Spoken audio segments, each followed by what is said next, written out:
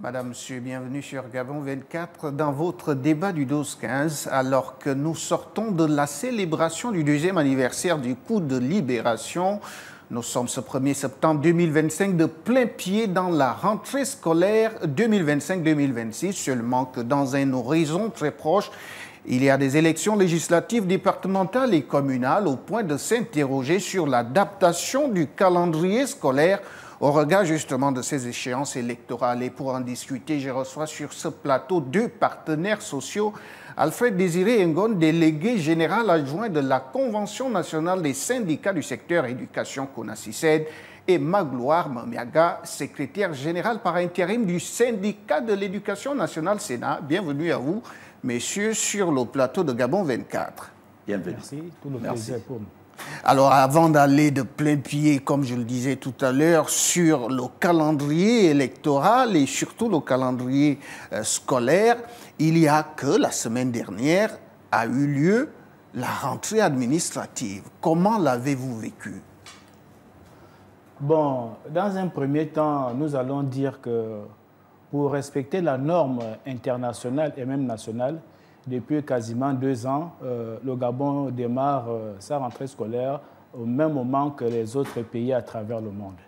Et pour cela, je peux l'affirmer avec certitude que le 25 août dernier, il y a eu effectivement la rentrée administrative parce qu'elle concernait les chefs d'établissement, l'administration, afin que les enseignants, n'est-ce pas, puissent aller remplir les droits qui sont les leurs en se présentant d'abord à leur poste de travail et prendre certainement connaissance de l'organisation du travail qui sera fait pour élaborer les emplois du temps et tout ce qui s'ensuit. Donc, il y a effectivement eu une rentrée administrative. Oui, une chose est d'avoir une rentrée administrative, l'autre est qu'elle soit effective, parce qu'au cours de cette rentrée administrative, nous avons constaté un certain nombre de désagréments, parce qu'il y a certains enseignants qui n'étaient pas encore à leur poste, et ils nous disaient qu'ils n'avaient pas encore reçu leurs affectations. Monsieur Mamiaga.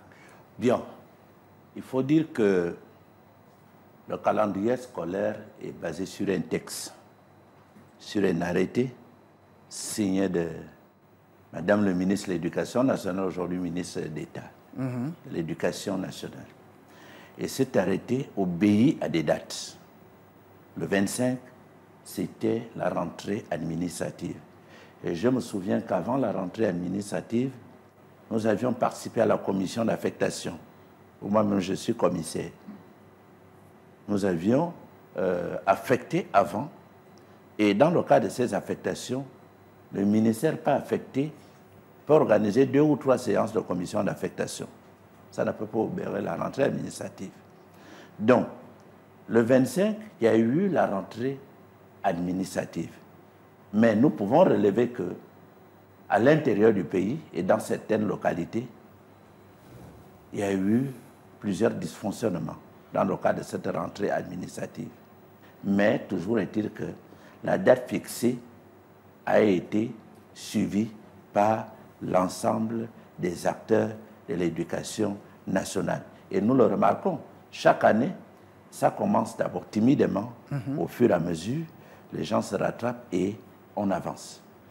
Alors, cette timidité a également été observée aujourd'hui. La rentrée scolaire, qu'est-ce qui justifie justement la timidité observée aujourd'hui? Est-ce que c'est le relais, sinon la continuité de la timidité observée depuis la rentrée administrative? Ce que nous pouvons retenir, c'est que l'éducation nationale est un moteur lourd. C'est pas un véhicule, un moteur diesel. Voilà, c'est pas un véhicule qui roule à l'essence, qui au bout d'une, on va dire, à moins d'une minute, peut aller à 5 km/h. Et c'est une administration très déconcentrée. Par conséquent, quand on en arrive au stade de la rentrée administrative, nous pouvons dire qu'il y a des inscriptions qui commencent. Et ces inscriptions se poursuivent même quand on parle de la rentrée effective des classes. Donc, il faut du temps pour que ce moteur prenne, pour qu'il prenne sa vitesse de croisière. Et c'est pour cela, nous disons qu'on ne peut pas dire qu'il n'y a pas eu de rentrée effective des classes aujourd'hui, à partir du moment où des collègues sont sur leur lieu d'affectation, sont dans leur salle de classe, pour certains, donner déjà les premières informations qui sont le nom de l'enseignant, les jours qu'il va intervenir et certainement l'élaboration des emplois du temps. Donc, il faut dire que les choses vont à la vitesse de la dimension du ministère. Voilà.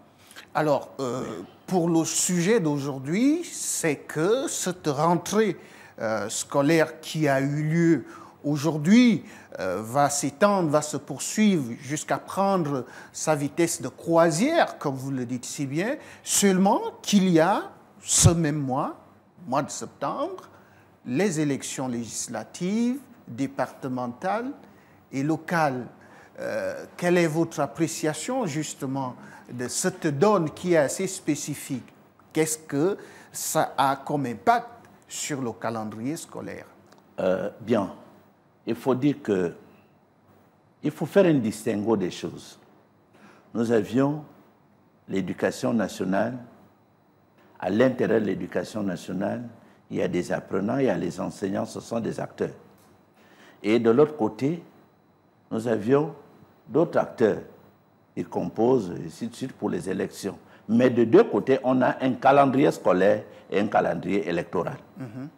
Mais quand on suit de très près, le calendrier électoral ne peut pas bloquer les activités du calendrier scolaire. Parce que les deux ne vont pas ensemble. Il s'agit des activités pédagogiques et les autres, il s'agit des activités concernant les élections et autres. Donc, il est question que chacun, ou bien chaque situation reste dans son contexte et dans sa logique. On ne peut pas bloquer un système éducatif parce qu'on est en train d'organiser les élections. Il me semble qu'à un moment donné, l'éducation et quand on regarde les élections aujourd'hui, les élections vont terminer dans quelques jours et ainsi de suite. Mais le calendrier scolaire va suivre son processus. Mais toujours est-il que, à un moment donné, ce sont les mêmes acteurs qui sont à gauche, les enseignants sont candidats et autres. Mais nous devons maintenir le rythme scolaire, rien à voir avec le rythme électoral. Mais ce qui va se passer, c'est que, à la veille de l'organisation des élections, on peut prendre 2 ou 3 jours pour essayer de préparer le milieu qui va accueillir les élections, c'est-à-dire les établissements scolaires. On peut prendre 2 ou 3 jours, mais cela ne veut pas dire que nous devons adapter le calendrier scolaire au calendrier électoral à un moment donné. Et si les élections vont au 2 tours, vous comprenez que c'est le système éducatif qui va être bloqué. Je comprends l'inquiétude. À chaque fois qu'on parlait des élections dans ce pays, ça suscitait un climat d'horreur. Et c'est ce climat d'horreur qui fait en sorte que quand on parle des élections, tout le monde voit d'emblée, à côté des élections, mettez les enfants en congé pour terminer d'abord les élections. Non, il faut essayer d'adapter. Et ce que nous, les syndicats, on propose, il faut que les 2 ministères communiquent. Il faut un système de communication. Le ministère de l'Intérieur doit communiquer, le ministère de l'Éducation nationale doit communiquer. Parce que l'Éducation nationale doit communiquer. La rentrée a déjà bel et bien commencé. Et les élections, ceux des élections doivent communiquer dans le cadre du processus électoral. Chacun dans son domaine bien spécifique. Alors, M. Ngone, est-ce que c'est possible que les deux puissent aller ensemble? Parce que, M. Momiagué, on semble percevoir une certaine contradiction dans ce que vous dites. Parce que si les élèves et les enseignants et l'administration sont partie prenante des élections, comment est-ce qu'on pourra garder les salles de classe ouvertes si un enseignant candidat doit être sur le terrain pour battre campagne? Bien, vous savez, dans un premier temps, il faut reconnaître que le gouvernement gabonais a pris plusieurs mesures pour concilier, n'est-ce pas, les impératifs électoraux et la continuité pédagogique. Ça va dans le réaménagement du calendrier, comme nous l'avons bien observé lors des élections présidentielles du 12 avril 2025. Mais cette fois-ci, nous disons qu'avec une année qui démarre, on va dire, en septembre, et quand j'ai consulté l'arrêté 0029 qui encadre, on va dire, la rentrée scolaire au Gabon cette année, sur chaque trimestre, nous avons environ 11 semaines de cours. 11 semaines de cours, parce qu'on ne peut pas toucher aux 5 semaines des examens nationaux. Ça, ce n'est pas possible. C'est déjà établi. Sur les 11 semaines de cours par trimestre, on a déjà quasiment enlevé tous les jours fériés. Voyez-vous? Or, l'objectif aujourd'hui, c'est d'amener l'apprenant à s'approprier les connaissances dans le processus enseignement-apprentissage. Il faut donner plus de temps à l'apprenant de prendre connaissance de ce sur quoi il sera évalué. Avec le système APC que nous sommes en train d'adopter et d'améliorer, nous avons la partie des intégrations qui nécessite une semaine. Après cette partie des intégrations, il faut bien une autre partie, c'est qui concerne la remise en cause, au cas où les élèves n'auraient pas bien perçu, n'est-ce pas, les cours.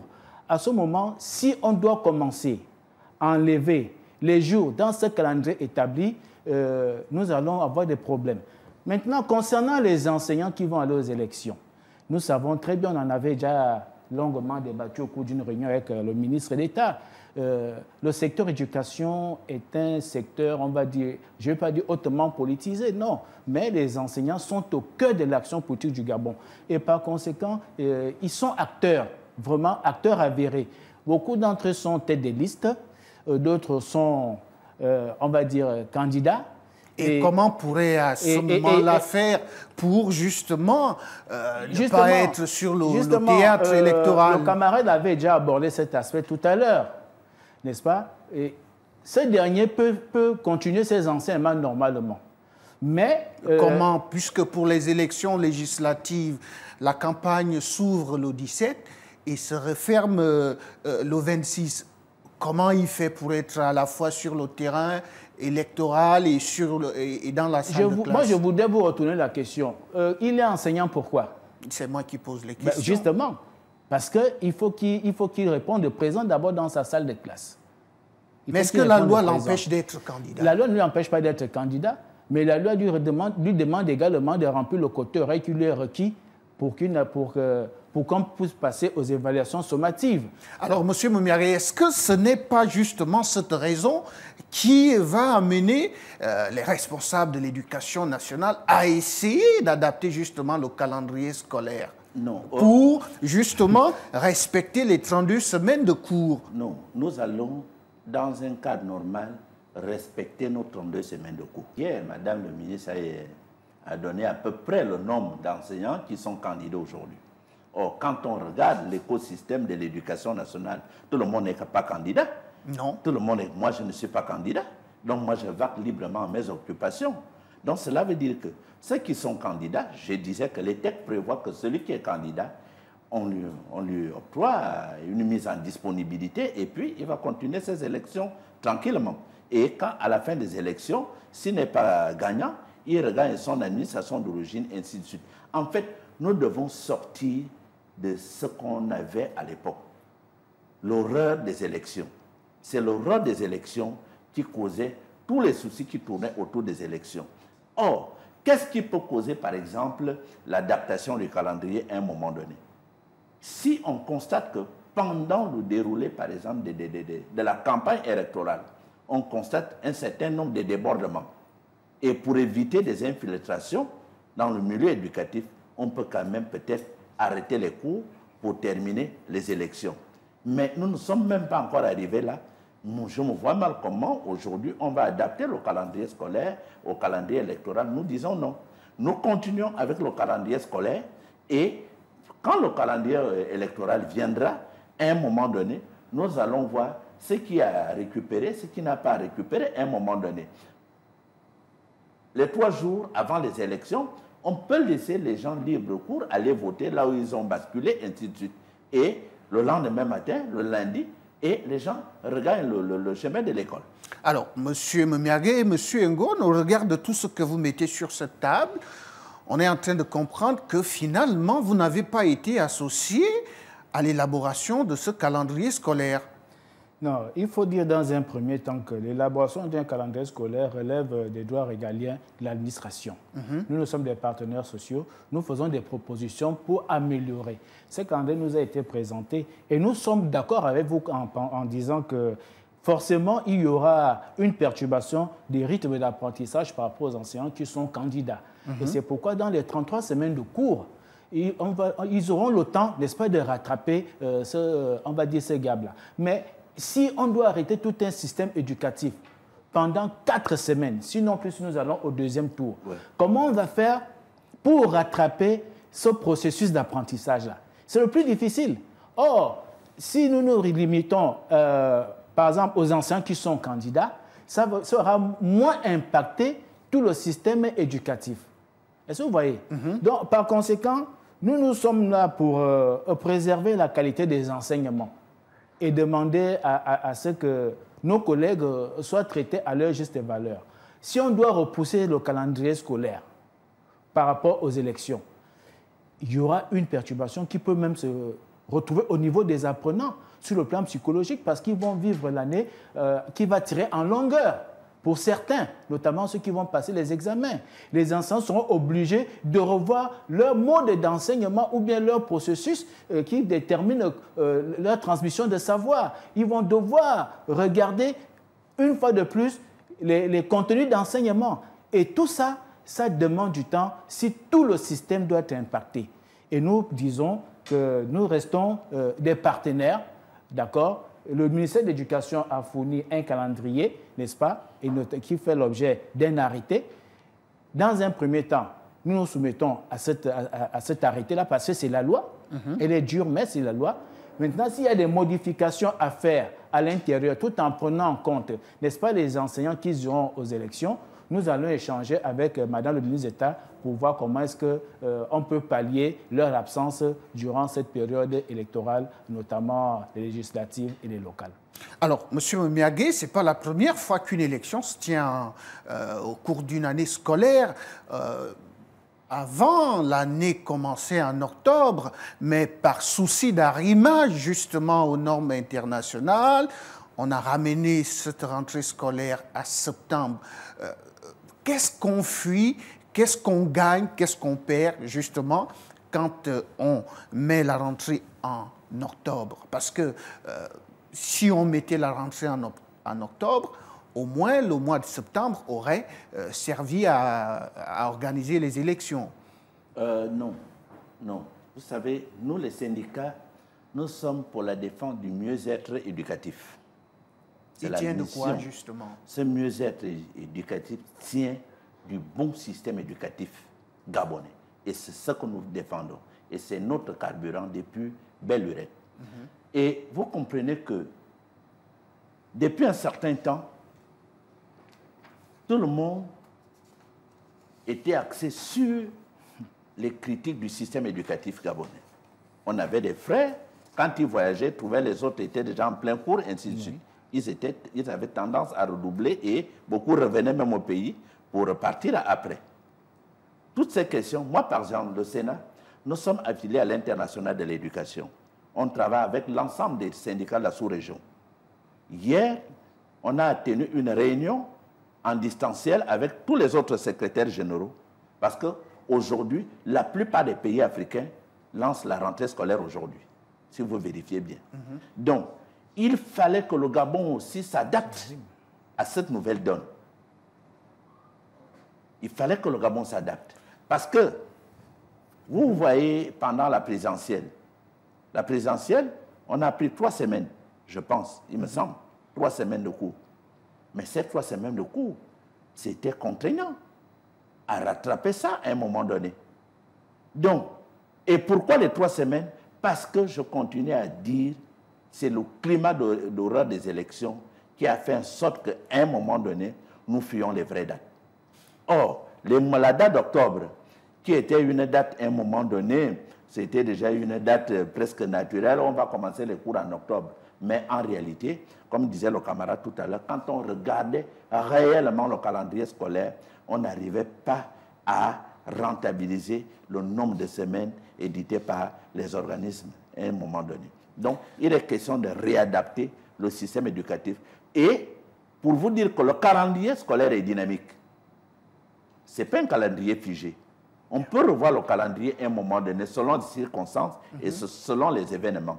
Mais toujours est-il qu'on ne peut pas bloquer le calendrier scolaire parce qu'à côté, on va organiser les élections. Nous, les syndicats, moi personnellement, le Sénat dit non. Alors, le Sénat dit non. Est-ce que c'est le cas pour la CONACYSED? La question est de savoir si, au regard de la volonté du respect exclusif des textes, les établissements disposent de moyens pour justement pallier ce problème de retard. Au cas où un enseignant candidat serait sur le terrain, sur le théâtre politique, est-ce que les établissements disposent de suffisamment de moyens pour justement pallier la difficulté? Oui, dans un premier temps, quand on revoit effectivement les emplois du temps, pour les collègues qui parfois tombent malades, c'est un exemple que je vais prendre.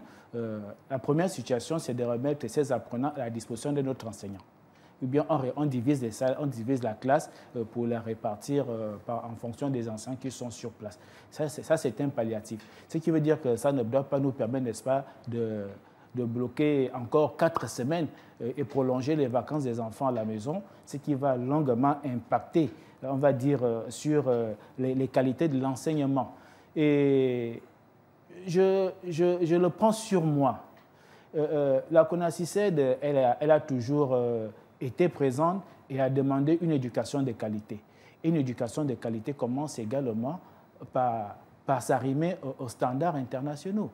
Et si aujourd'hui, depuis quasiment 2 ans, nous avons pu relever ces défis, nous savons pourquoi est-ce que nous demandons qu'on ne perturbe pas cette rentrée scolaire. Parce qu'en réalité, si nous commençons en septembre, comme je vous le disais, c'est un moteur lourd.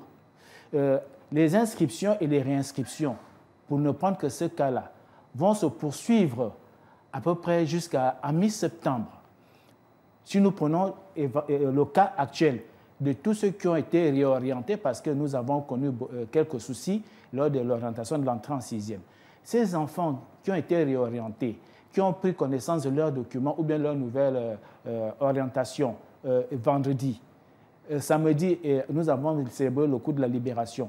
Donc, ce n'est qu'aujourd'hui que ces derniers commencent à remplir les formalités administratives. Donc, on voit que ça va prendre quasiment toute une semaine ou 2 semaines. Or, si nous commençons en octobre, ce qui veut dire que ce n'est pas en octobre que les cours vont commencer, il va falloir prendre encore 2 ou 3 semaines pour régler toutes les formalités administratives. Donc, vous voyez, commencer tôt nous permet, comme il a dit tout à l'heure, de pallier à certaines difficultés parce que le calendrier scolaire n'est pas figé, il est dynamique. On peut revenir sur certains points. Je le réitère, le seul point sur lequel on ne peut pas déroger à la règle, c'est le calendrier des examens nationaux. Ça, là, on ne peut pas y toucher parce que c'est tellement complexe. Dès qu'on déplace une date, nos bacheliers auront du mal, n'est-ce pas, à s'inscrire à l'extérieur pour ceux qui veulent bien partir. Et comme aujourd'hui, la norme voudrait que l'on prenne une prescription à l'université Omar Bongo avant de s'inscrire, ces derniers ne pourront pas remplir ces conditions. Et une fois de plus, nous allons avoir des enfants à la maison. Donc, notre souci, n'est-ce pas, c'est de maintenir un cadre éducatif stable qui va permettre en même temps d'allier et les problèmes politiques et les problèmes du système éducation et trouver un juste milieu afin que les deux puissent faire chemin ensemble sans que l'un ne perturbe l'autre. Merci à vous, M. Ngone. Vous avez pratiquement conclu cette émission. Dernière prise de parole pour M. Je voudrais revenir rapidement sur la question que vous venez de poser tout à l'heure. Nous reconnaissons que notre système éducatif a un déficit en termes de personnel enseignant. Perdre 500 enseignants qui vont aux élections, c'est un déficit. Énorme. Mais énorme. Et qu'est-ce que nous faisons? Nous faisons avec l'existant. Et voilà pourquoi vous voyez que les syndicats prônent pour la formation des enseignants en qualité et en quantité. Parce que si nous ne le faisons pas, nous n'aurons pas la mesure de pallier à tout ce que nous constatons aujourd'hui. Mais pour revenir, le calendrier est à titre indicatif. Indicatif, pourquoi? Parce que, il disait tout à l'heure, quand on commençait en octobre, les vrais cours commençaient à la fin du mois d'octobre. Or, aujourd'hui, si on lance la machine au mois en début septembre, nous sommes sûrs d'une chose, quand octobre va arriver, nous sommes déjà en phase de l'enseignement normal. Mais, toujours est-il que, il y a des élections, il y a le calendrier scolaire, il peut y avoir d'autres perturbations qui n'ont rien à voir avec les élections. Donc, à côté de là, nous allons regarder le cadre évolutif du calendrier scolaire et nous allons voir là où nous pouvons remédier à gauche, à droite et à un moment donné pour que les choses avancent. Merci à vous, M. Magloire Memiagué. Vous êtes le secrétaire général adjoint par intérim justement du Sénat.